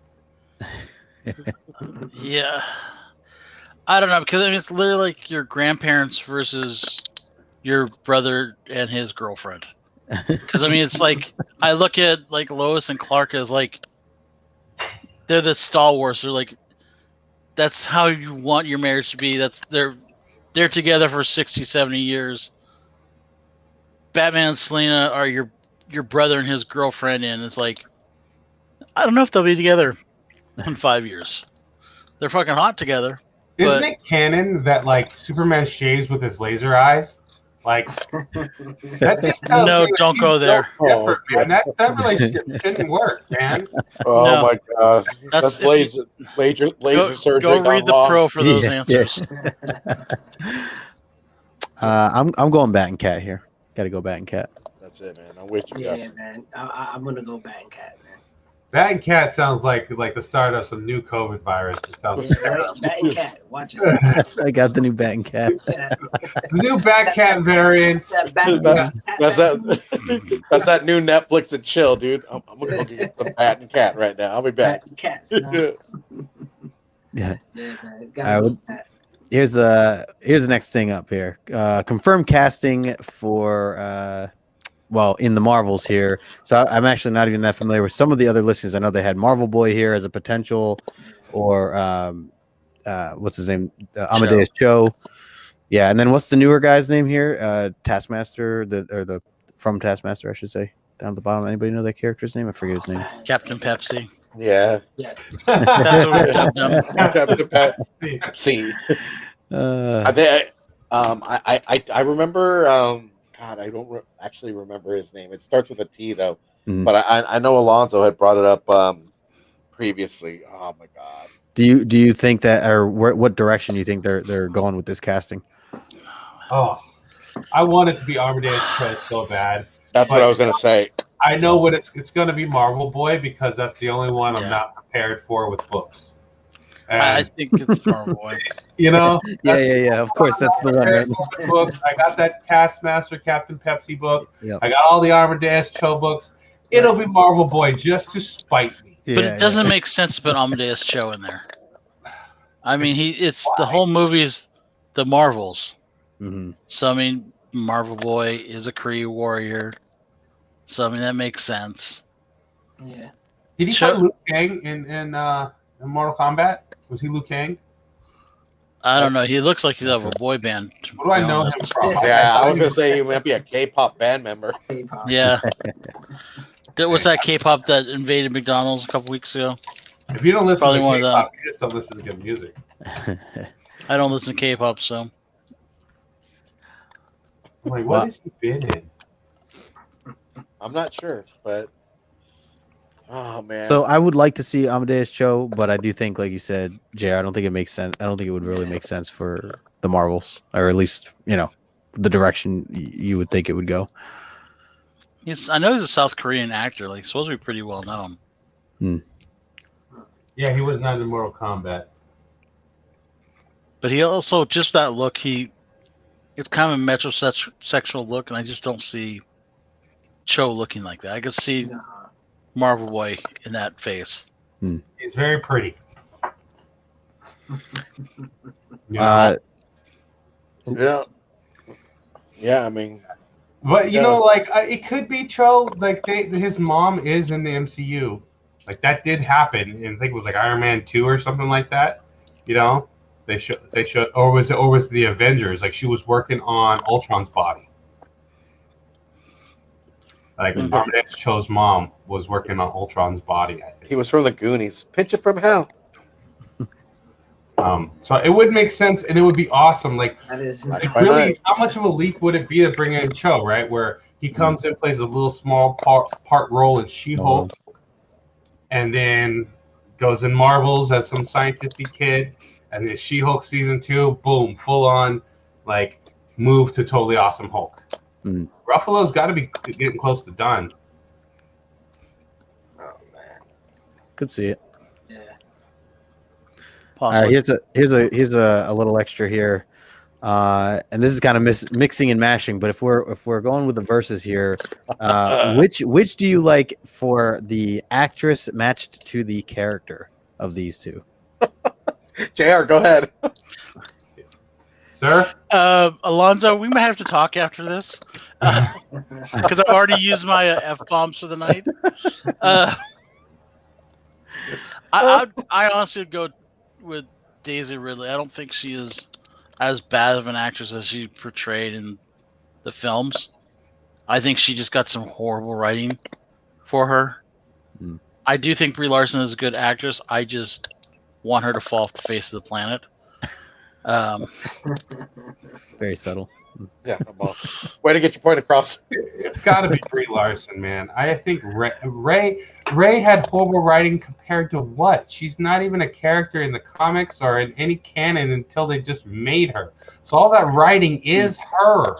That's who they made. Yeah, her but the problem they had. Whereas Brie Larson, you could say, oh well, some bad writing. Captain Marvel in the comics isn't so bad, and all this other stuff, right? So like, I gotta go with Brie Larson, man.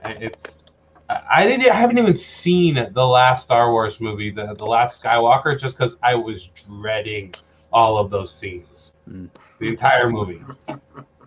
I'm gonna say I'm down with Nick, man. I'm gonna go with Brie Larson myself. All right. Morb? Me? Only because I'm gonna stick to Marvel, and let's just keep it going with the whole, like what everyone is saying. Not really feeling Ray. I'm not really feeling Brie Larson either. But if I had to pick the lesser, evil, I would have to go with Brie Larson. Yeah, I'm kind of on the fence on this as well, but I'm gonna go Brie Larson as well.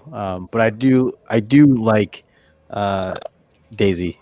I do like her. Like I maybe just in some other things, as hopefully we'll see her in some other things. But I'll go Brie Larson for this particular option here. Let's jump into the next thing. A little glitch here. All right, so we threw some other things in here with the kind of non-comic book related, and this is interesting. So I don't know if you guys listen to Opeth or if you know who Justin, Opeth you is. can't even you can't judge this one. It's just bias right here. Well, this was interesting of a versus because I think JR, you're a Led Zeppelin fan, right? Oh yeah, favorite band. Okay, perfect. So yeah, this was kind of and I don't know if any of you guys ever listened to Opeth before. And if you didn't know, I'm really into heavy metal. I mean, I listen to everything, but Opeth is one of my favorite bands, and they are a Swedish doom death metal band, I guess you can call it. But some really dark yet beautiful stuff that they put out. So this was kind of just like a versus clip that we want to throw in here. For me personally, I don't think it's so hard because obviously, like Led Zeppelin is legendary. So I'm not even going to argue that any of these newer bands could top something like what Led Zeppelin has done for the music industry. But I do love Opeth. So maybe But just now, for. I'm just curious because I'm trying to remember Opeth. Is it more the unable to understand what the hell they're saying? Like they're So there is a form of I guess we'll call it growling, not screaming though, not like emo screaming, but more of a darker growling. But there's a mix of things. So they have a lot of clean singing. They have a lot of like the lead singer is incredible. He can do it all, and I've seen him live several times. They're really impressive. I mean, I would say the We'll have to guitarists are probably better than what Led Zeppelin can do, or at least nowadays, I guess, since they're older. But Yeah. We'll have to when we get to Baltimore. We'll have to talk. yeah, Bring your music. I'm down to listen. absolutely, yeah. Like obviously, there's not like one is bad, one is good in this, Oh, no. in these two. But I definitely would recommend some Opeth if you guys have never listened to it before. Anyone here on the panel listen to Opeth? No. I've heard this. No, I have not. I was agreeing with Astro. I was like, who's Oprah? Oh God. I got to go with Zeppelin. Yeah. Man. Understand. All day. Stairway to Heaven. I will man. say Mastodon is a Classic. little more my tempo compared to Opeth. What'd you say, Mastodon?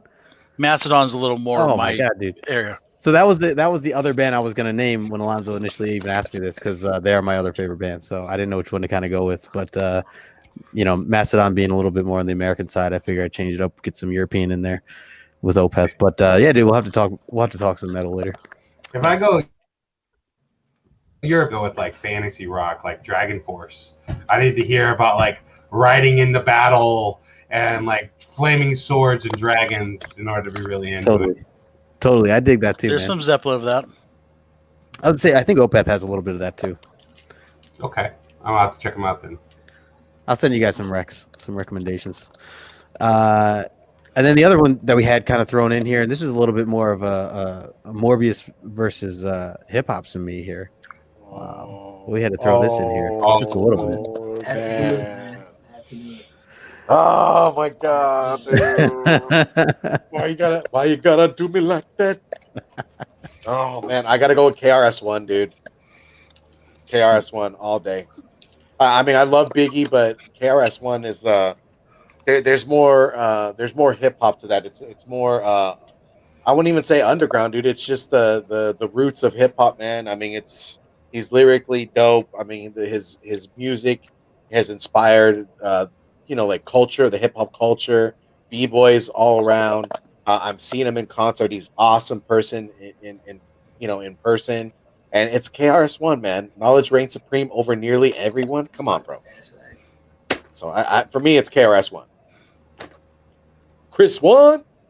What about you? More. Oh yeah, come on. You already know. KRS-One, man. The man, the legend.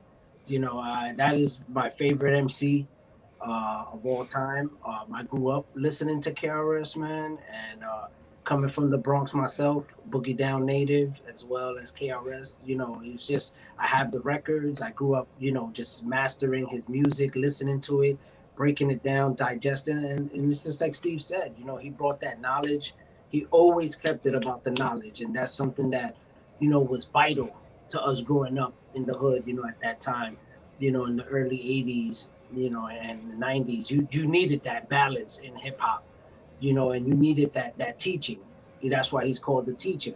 Yeah. And that's I think to us growing up, if we didn't have KRS-One, man, I don't know where hip hop would be.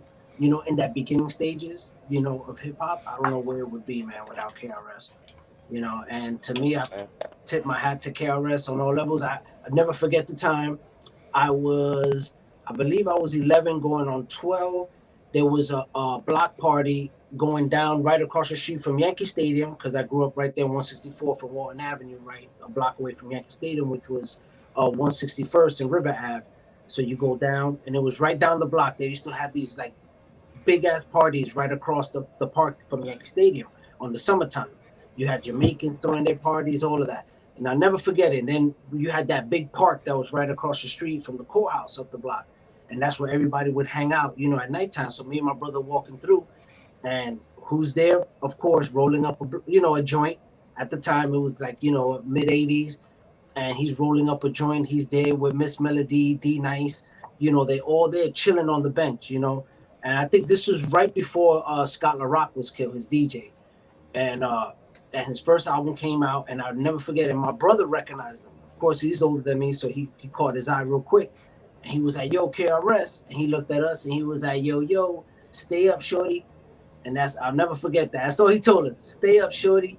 Because we were two little kids walking by. We're like, oh, shit, KRS.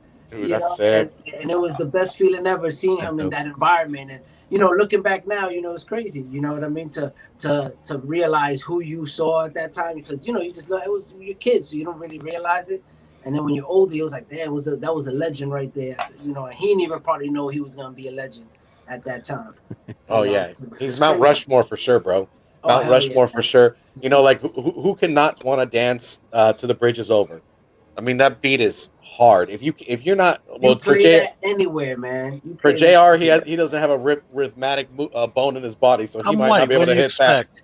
But I'm not gonna judge it. That shit. Hey, I'll just sit down and let he the might girls chuckle dance in chuckle. front of me. Yeah, right. Get out of here. Oh my goodness, Nick, where do you stand on all this, Nick? I mean, I agree with all you guys on KRS-One, man. Like, what he's meant to hip hop.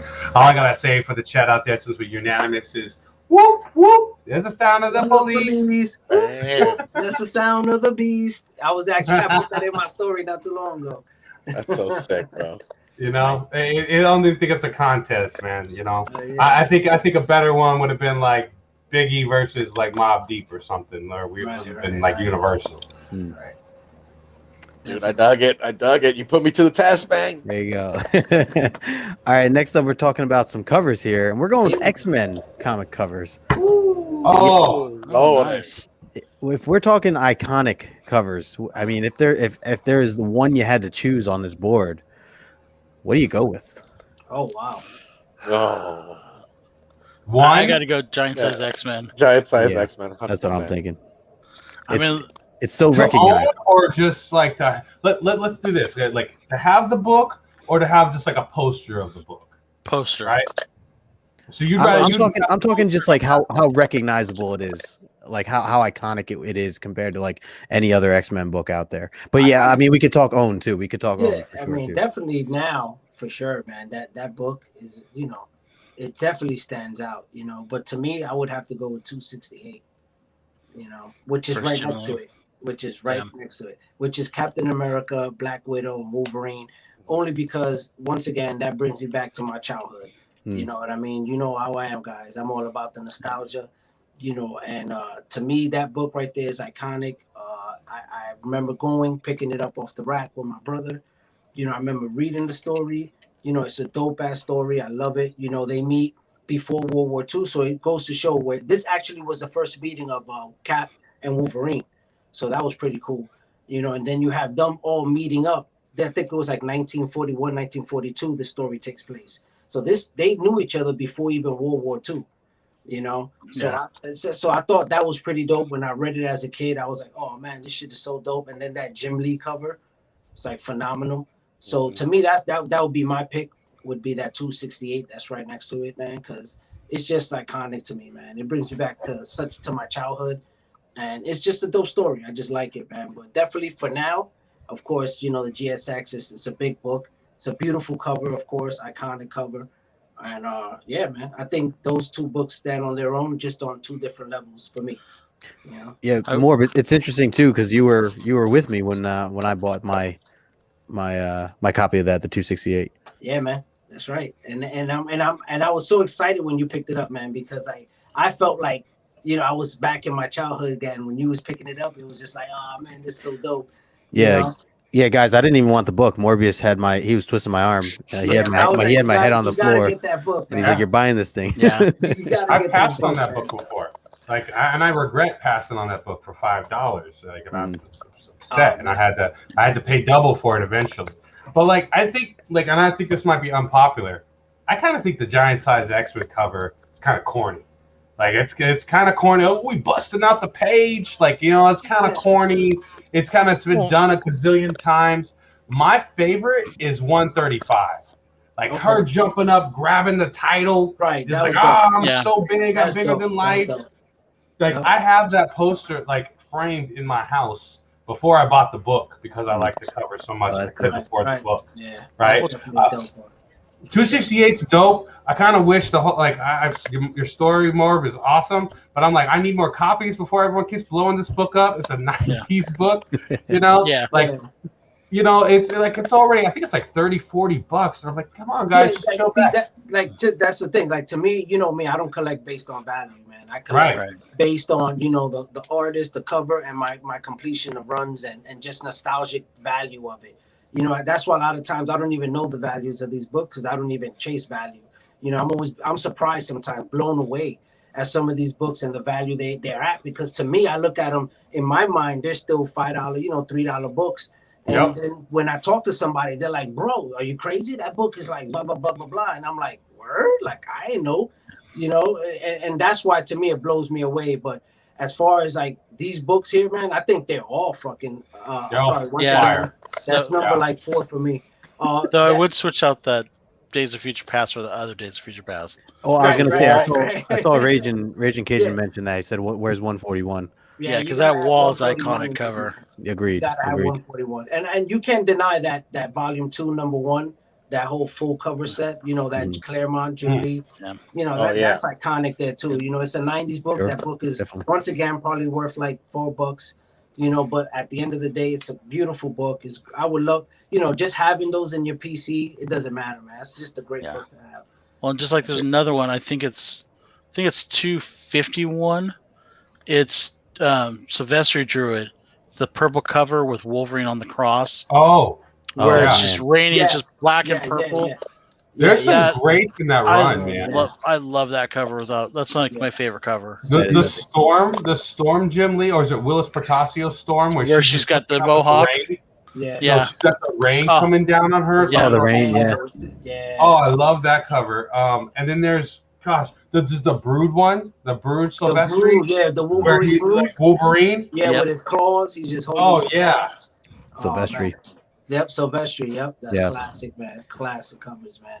And man, these are all beautiful covers. It's hard to there's so many. I mean, even 101 is like so epic. It's such an epic. I mean, hopefully they redo that in a much better way than they've ever done it before. Now, how many of those do you have? Cool. I need to buy it. Every time I go to buy that book, some dealer wants like $600, and I just look at them all sideways. I'm like, seriously? $600? It's like never coming down, man. I just keep waiting for it. I'm like, I don't want to. I'm not gonna pay that much, not for like a mid-grade copy or whatever. So, but yeah, it stays at that price. Even when the movie was bad, it stayed at that price. Even now that there's no movie at all. $135 for $40 right now, and that cover is awesome. Just so awesome. Or any like what was that other one? The double size. I can't see the numbers from here, but that double size Phoenix Must Die. It's just beautiful in person. The purple top, all the colors pop. 137, 137, one of my favorite covers. Yep, that would be a sweet poster right there too. Yeah, even with the bike ad and everything on it. Oh, absolutely, you got to have the ad. I feel like it just goes with it at this point. Kind of matches their boots and everything, I would love to see like the original work without the ad, like the black and white. Oh yeah, interesting. JR, you asked how many I had of these. I think I have everything except, well, I mean, I am missing 100 and 101, and then I think I'm missing just 4, X-Men 4. Yeah, I think I'm the missing only one. GXS 4 and 1. That's all I'm missing. The big I'm ones, missing all the big one. ones. All the big ones, yeah. I'm missing 1, and I'm missing 100, but I got it coming. Oh, nice. I got a 100. Well, I will trade for a GSX. Oh, Nick, we'll have to talk, my friend. We'll have to talk. No. See, that's another one right there. The 100. I was shocked, man. I had no clue about that book, man. Yeah, that's gone up too. I saw it recently at my LCS. It was like 175 or something like that for a decent grade. But just everyone remember, Fantastic Four is next. Go searching for Fantastic Four and leave the X-Men stuff alone. Let those prices come down. That Marauders book is a good underrated book too. What that one in the top right corner, the gray one? Yeah. Oh yeah, 210. Yeah. Yep. Yeah, that's Underrated. That's definitely underrated, man. So many books here, man. It's hard to just. So here, man. Here's a little extra tidbit, little verses here. Quick question for you guys: who would you want on your team if you were putting together your own X-Men team? If you had to choose between these two, Rogue and Psylocke. That's serious. I mean, Psychic Ninja versus someone who. Well, hold on. Which Rogue? Are we talking about Powerhouse Rogue with Miss Marvel's powers, or I have to run around and try to touch somebody with some powers? Because everything that she comes with, man. Exactly. Everything that she comes with. Everything. I gotta go with Psylocke, man. I think psychic powers plus a sword plus a psionic sword is just kind of overload. Like she might, like Rogue might not even get to her. She just goes psychic. Well, let's make sure first. This is Psylocke before she's split out to be Revanche, because in recent books she's Elizabeth Braddock as Captain Marvel that has the psychic powers, and Revanche that does not have the psychic powers. That's a good point. So if this is the old school one, I'll take the old school one. So, Japanese assassin. Does she just have like just the energy projection, no psychic powers? I think that's what she has now. I'm gonna go Psylocke, dude. Oh, Psylocke. Jim Lee just threw her, man. Steve's like, I just like the name. I like the name. Yeah. I'm going with Psylocke. Ninja, sword, dude, martial artist. I already know Justin. She's gonna mollywop the heck out of I already know with Rogue, man. More, where do you think I stand? You're gonna stand going Rogue, bro. I was gonna say Psylocke just because of the purple, and I'm a Ravens fan. But nah, yeah, I probably went on the Rogue side. I thought you can go Rogue because of white girl. I know you're tight, buddy. I know you're tight. Hey, no, I just like that the possibilities are endless with Rogue, man. I mean, sure, she's got to run around and grab somebody, but you know, once she gets her hand on you, she will grab you, bro. Things happen, you know. She'll give you that tender loving care, you know. Captain America. What'd you say? Rogue had to fight Captain America. You can't take Captain America's powers. You can make him tired, but you would just get nothing. I mean, she retained the powers that she already had. That's one thing. Right. Yeah. It depends. Yeah. It depends what level of where she's been, I guess. Right. Has she been around lately? Has she? Oh goodness. So this is kind of the last bit here before we dive into kind of wrapping up. I know we're at an hour and 36 or whatever. Anything else you guys wanted to add before we kind of dive into some of those thumbnails? Oh, she's gorgeous. Cool. Beautiful covers. All right. So this is obviously one of my things. Just have been doing my top 10 picks every Thursday. It airs at 12:30. I premiere at 12:30 Eastern time, and these are just books that I'm looking forward to reading. They're just my top reads of the week each week. So this one just came out this past Thursday. If you guys haven't seen it yet, check it out. And then this Thursday coming up, we'll be talking about next Wednesday's New Comic Book Day stuff. So trying to stay consistent with that. And then, of course, Morb, I'll let you kind of talk a little bit here about this stuff. For those who don't know, of course, this is Comic Relief, a show that me and Justin do every Tuesday at 7:30. We alternate from Justin's channel to my channel now. Actually, this week is going to be on my channel. So if those of you who have not subbed up, I would appreciate if you guys go over there, sub me up. It's the same handle, Morbius Comics on YouTube. And if you're not following me on IG, check me out on IG as well. Same handle, Morbius Comics. And Comic Relief is a dope show that me and Justin do. It's about, we like to touch on touchy topics that the comic community doesn't normally talk about, stuff that, might rub people the wrong way, or just, people that some debatable topics. Some debatable stuff, you know what I mean? That really, that people have opinions on, and we love to hear everyone's opinion, because we always say we're not experts. This is just our personal opinion based on our personal experience in the collecting comics and in the comic community. So we definitely love to just, bring these topics up to just see where everyone's at, and share these opinions that we have, and hear everyone else's opinion, and build off of it, Because like we say, no one's perfect. We're not experts once again, but we do love to, rile it up a little bit and get the people talking, because I think we need this in our community, because I don't see this a lot. I don't see people really challenging each other in the comic community when it comes to like debating and really having opinions on certain things. We tend to stay away from stuff, so Comic Relief is definitely the show where if you want to see stuff going down, definitely come on by. Once again, Tuesday, 7:30. It's either on Justin's channel, No Good Comics channel, or it's either on my channel, Morbius Comics channel. It alternates every Tuesday. So definitely come by, check us out, and you won't be disappointed. And it's okay, Justin. I was just say I know we had Steve on recently as a guest. Yep. We had JR recently as a guest. Yep. Nick, man, it'd be cool to have you on at some point Let's too. go, man. Yeah, hit me up, man. Hit me up, Gotta and get you on, let's man. do it. Hell yeah, that'll be dope, man. Copy saying unpopular opinions. Exactly. Pretty much. There you It's go. a great show to be on, man. I'm full of I unpopular dig opinions. Right, exactly. You know, and and you could definitely curse on that show, especially on my channel, not Justin's channel. My channel, you can curse, you can say whatever you want. You know, it's no holds bars when you come to my channel. But yeah, definitely, guys, man. Hopefully, you come check it out, and like we said, man, we love to see you guys in the chat, and yeah, Justin, what's next, brother? Next one up, just a shout out to my good friend John's Comics with Kids. We are actually wrapping up our first season of the Omni X-Men show that we've been doing, where we basically took the Claremont omnibus that has been reprinted probably the third or fourth time by now, but it was our first omnibus. We both ended up buying it, and we were like, hey, you want to start talking about some of these issues as we kind of go along. And I know John has been a diehard fan since he was a kid, and I've obviously just jumped right into X-Men and become a big fan over the past couple of years. So we've just been reading this. So we are going to be wrapping up this Tuesday. It's going to be a big episode. And if you guys are X-Men fans at all, if you have some time, swing by. It's going to be on John's channel, John's Comics with Kids. It's kicks off at 9 o'clock. It'll probably be like an hour and a half or so. We're doing a bunch of giveaways. So it's gonna be a lot of fun. We're also breaking down that issue 131. So that's what we've been doing each and every week, just kind of talking about the different or we've been reading throughout, starting at Giant Size X-Men 1, going to 94, and just reading through.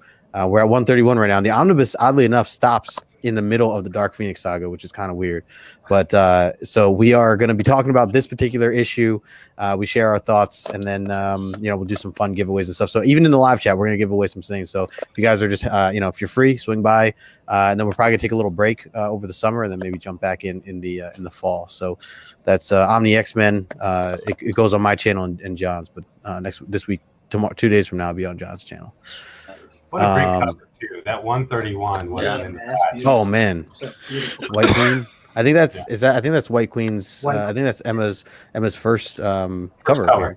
Yeah, first cover. Yep. You gotta love it, right? The go-go dancer like cages and just like that look on her face is just crazy, and it's just so many good Emma Frost covers, and this just sets the tone. Yeah. Absolutely. Yeah, we broke down 129 2 weeks ago, and that was like really kicking it off. Like, we were excited to dive into that. So we're just going through this saga. Like I said, it's weird that the omnibus kind of broke it up, and I bet they did that to get people to buy the second. To buy the next, maybe. Yeah, exactly. Maybe. Yep, keep it going. But yeah, if you like John Byrne, if you like Claremont, anything X-Men, join us. I'll let you guys kind of talk to this stuff here. It's upcoming Nerd Herd stuff. Ooh. All right, guys. Mark your calendars this Thursday, June 24th. We are having our 1K celebration. Thank you guys show. And we got a lot of books from the community. I just got Copy A to one that messaged me his books that he'll be contributing. We got Moonlit Comics. We got Michelle contributing comics. We got Something Wrong, our brother contributing comics. We got Uncle Rudy. We got The Herd contributing comics, and a mixture of things. Definitely join us. Geek Driven as well. Shout out to Geek Driven. And we have our special guests that are showing up on the show from the community, as well as some of the creators that have been on the show. So we cannot wait. We got some big news to kind of we got some big news. That's it. We just got big news, and we can't wait for you guys to see everything. It's been a lot of hard work, a lot of time coming. And we just want to thank the community. Without you guys, we wouldn't have gotten to this 1K. It's been an awesome ride, and we continue to keep pushing forward and kind of bring out more content. We got a lot of these different shows that are coming up, and you'll see them in the next couple of slides as we go down the line. Hell yeah, absolutely. Congrats again, you guys. It's Thank you. Thank you guys so much. It's huge, man. I think that the next slide here is actually kind of talks a little more detail, I think. Oh yeah. Yeah. So here you go. So, JR, take that one, brother. Yeah, I got this one covered. So if you guys haven't already, go and watch the video. It explains everything. That is the video that you need to leave a comment on. You need to first subscribe to our channel, which you should by now. Yes. You need to leave a comment on there with the hashtag TNH 1K giveaway. Make sure that's in there, guys. I've seen a couple comments that don't have that in there. If you don't have that in there, you're not going to be able to win. For an additional entry, go over to our Instagram account, and over there you can tag. There's a post up there. On that one, tag 2 of your friends and leave the hashtag TNH1K giveaway there also. You can say whatever you want. We don't care, but just as long as you make sure you put those comments, the hashtags in there. That'll give you an extra entry so you can win 2 times, or you can have 2 chances to win. You can only win 1 time though, everyone.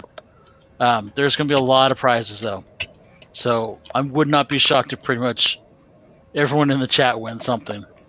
Definitely. Nice. And then for anybody that's we got a question for anybody that's in Australia or out of state will contribute, I believe, $15 towards your shipping. You would have to pay that remainder, but Nice. that's pretty much it, man. Yeah. Sweet. Awesome. And I'll keep it rolling here. I know you guys got a couple other things here. Oh yeah, Nick, you want to take this, brother? Yeah, man. Catch us out here on Tuesday at 7 o'clock. We're going to be talking about the bottom half. This is where we take a look at cover prices, bottom half of their top 20, and we cover them. What we like to say is the bottom 10 are next week's top 10. So if you want to find out the books that are going to be talked about on the top 10 shows next week and the week after, come to our show first. We got the heads up for you guys. It's a really dope show too. I like that you guys had Azores on last week. It was a lot of fun. And I believe we have Brother Rudy on this week. Oh yeah. Which will be his first appearance Ooh. anywhere. Also, it's, I believe, issues or slot number 12 through 21, because Uncle TiVo does a 1 through 10 with an honorable mention, which is number 11. So just know that we're doing. Yeah, we didn't have a chance to change the graphic, but that's fine. It's number 12 through 21. Cool. Nice. Very nice. All right. And then, thank you Oh, so my much. fault. No. Before that, Yeah. that's fine, Justin. No problem. But before that, we got on Wednesday. We are having Nearing Nirvana over for the Mondo Mail Call. We are moving it Wednesday because Thursday we will be having that 1K show. Definitely stop by and check the girls out from Nearing Nirvana. If you guys are not subbed up to Nearing Nirvana, definitely sub up to them. They're putting out great content. The girls are awesome. JoJo, Jen, Laura, and also Lucy have been putting in a lot of work, and they have a lot of different directions that they're taking as well. I mean, I love the topics that they've been creating, and they're nothing short of amazing. We love them, and we can't wait to have them on the show. And also, JR, talk to him about Thursday, brother, or Friday. Well, do you don't want to drop? Oh, it's Sunday. Oh yeah. Well, it's Friday we'll be dropping the 3rd episode of This Is the Way, the Star Wars story. Obviously, we had Morbius on the first one. I believe he had a fun time. Of course I did. No blood was drawn, so we're good there. This week's episode is going to be Wookiee Fanatic 19, or better known as Sam the Hero. It's going to be another great one. I'm always looking for people that want to be in future episodes. Just hit me up on Instagram. I'll add you to the list, and we'll figure it out.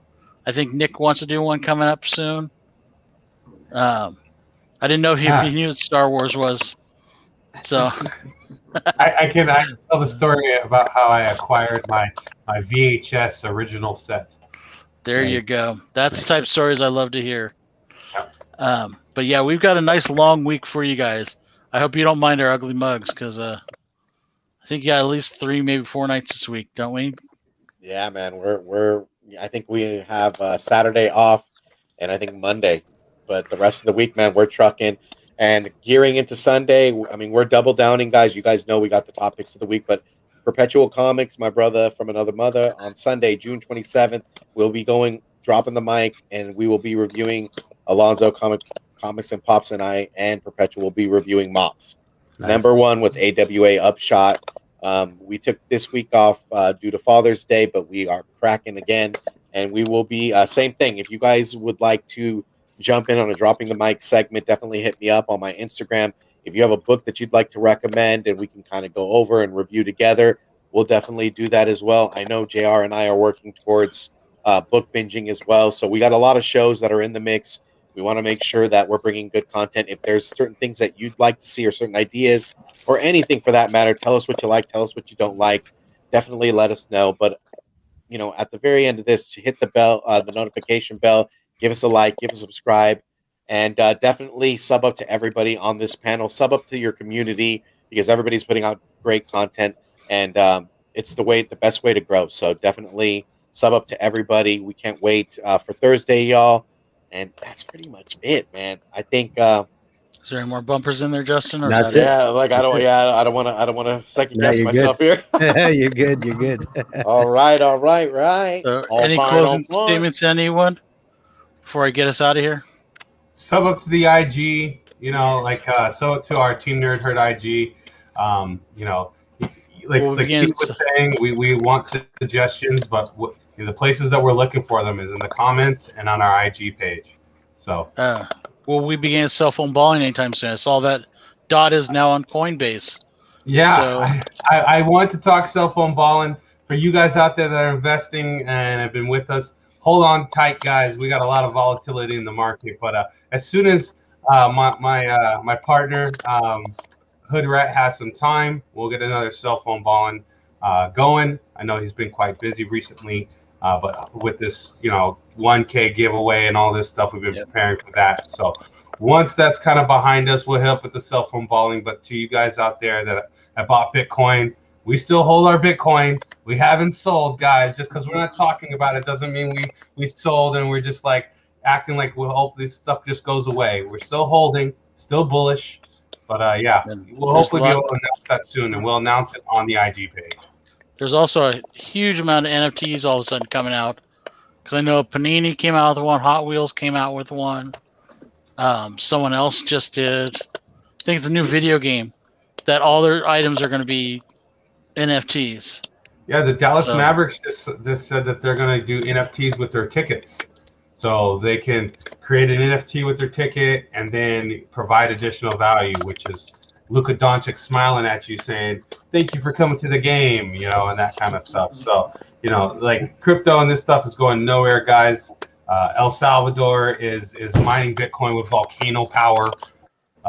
The future's very weird. But yeah, we'll be here with you guys throughout all of it as soon as we get past this milestone that we hit. Thanks to you guys. And one last thing for you, Nick. What's up with your comic? Oh, for me, my comic, it's out there, man. My comic's on Amazon. It's Relic Volume 1. It's still out there. It's got great reviews. Maybe we could do a review sometime, Steve, of the online comic. But yeah, right now I'm waiting to hear from the company whether we're going to do issue 2. So I got a lot of ideas, and I'd love to hear about them from you guys. How you guys like the comic? Oh, definitely. Okay. Let's set that up, Nick. Let's set that up, brother. That's the end of the prodding I have. I just had to ask all that stuff. You did a great job, JR. You did a great job. Appreciate it, man. I appreciate the plug. Yes, sir. Yes, sir. You want to take us out? You want to take us out, you guys? Yeah. Or Justin. Morbius. I just wanted to say a quick thanks for having us on, man. And shout out to all the dads for a happy Father's Day. Hope everybody was safe and having a good time. And again, man, always love collaborating with you guys. You guys know that, so I appreciate you guys having us on. We love you guys, man. Thank you guys for coming on. You guys are fam all the way. Definitely, guys. Thank you for having me, for real. From San Diego all the way up to the East Coast. Hell yeah. That's it, baby. That's it. World tour, man. Round them up. So, Justin, you want to say the magic words? If you want to do it right, collect what you like. Bam.